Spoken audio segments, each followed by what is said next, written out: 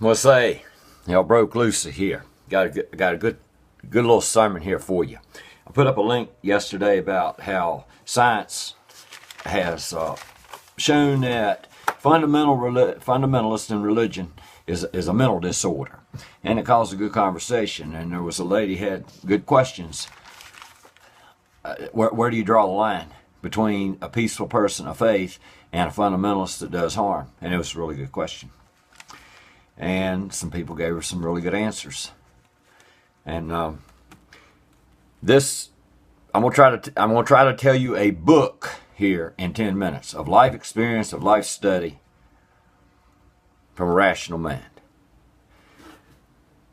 The theme of it is there is no such thing anymore as a harmless religion. They don't exist. It's 2014. Thousands of years ago, when man came up with this idea of a God, it was necessary. They didn't have any answers for things, so they needed answers, and God did it, was the ignorant answer. It didn't give them any answers, but it gave them solace.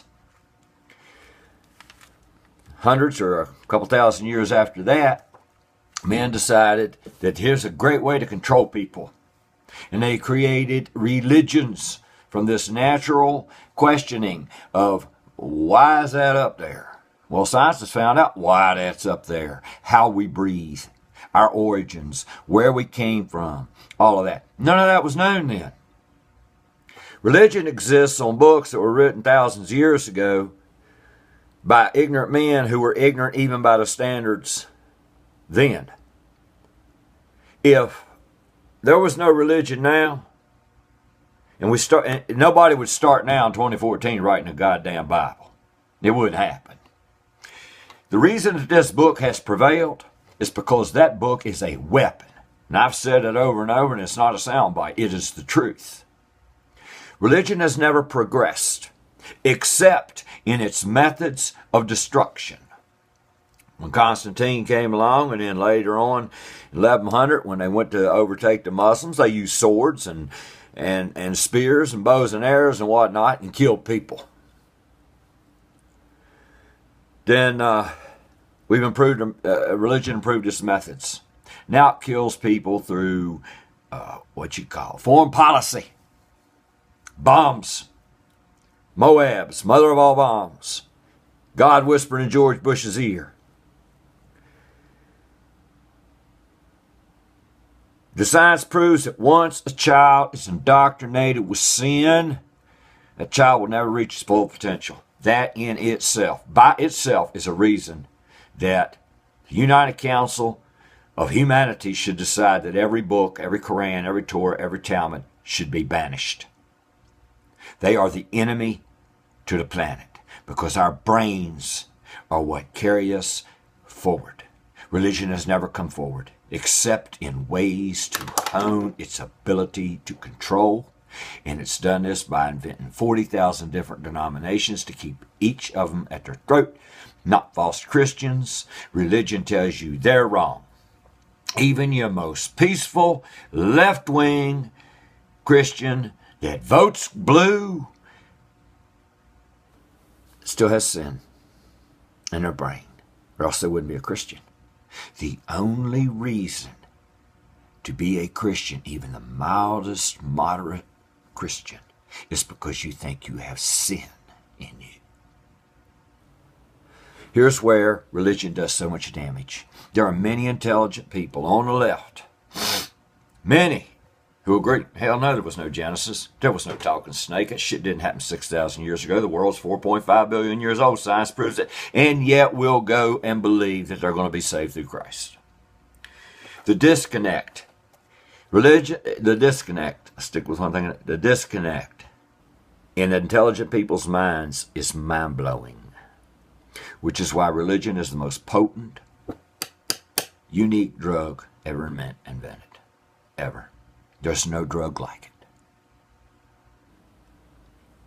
That same intelligent person that knows we have lost 26 different appendages off our body through evolution, that the appendix is next through evolution, that evolution is not a theory. The theory of evolution is the process used to study to establish a fact. The theory established the fact. Evolution is fact. Still believe that there's a Jesus. And that they're going to go to heaven, and a second coming's coming, and God's going to smash this world. That's not innocent. Each person that believes that is a participant in not being responsible for the planet that we live on. The disconnect is an intelligent person can recognize that there was no Genesis, but cannot recognize step 2. They can't even go from step 1 to step 2. With no Genesis, there's no Christ. It never happened. And that is a damned fact. Not a theory, not a hypothesis, not an atheist bias, a scientific, historically proven fact. And these warehouses full of books, full of lies written by Christian apologetics, taking out words, putting them here.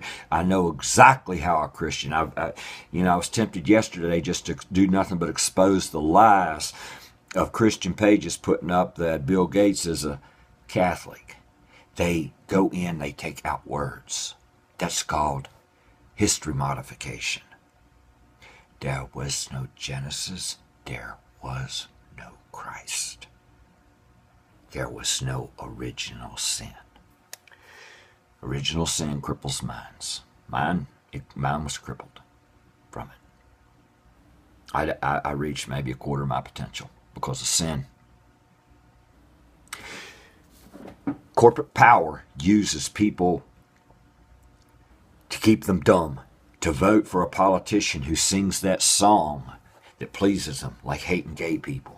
Religion keeps promoting the lie that we're all separate, that this race is less than this race, that this sex is less than that. That's religion. If you go to the church and you never open your Bible in your hand while you're holding it, thinking you're a peaceful person of faith, you are holding the book that has murdered 800 million people up until the Vietnam War.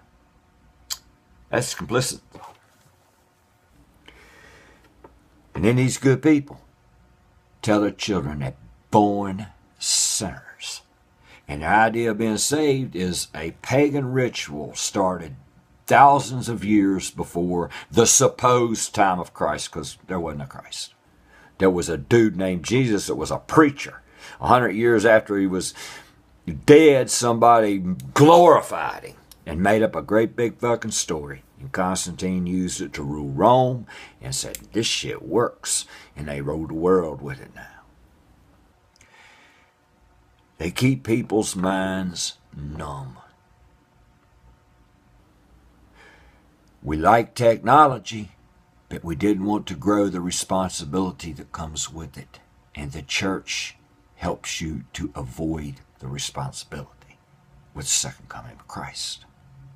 Our planet is in severe, damned danger.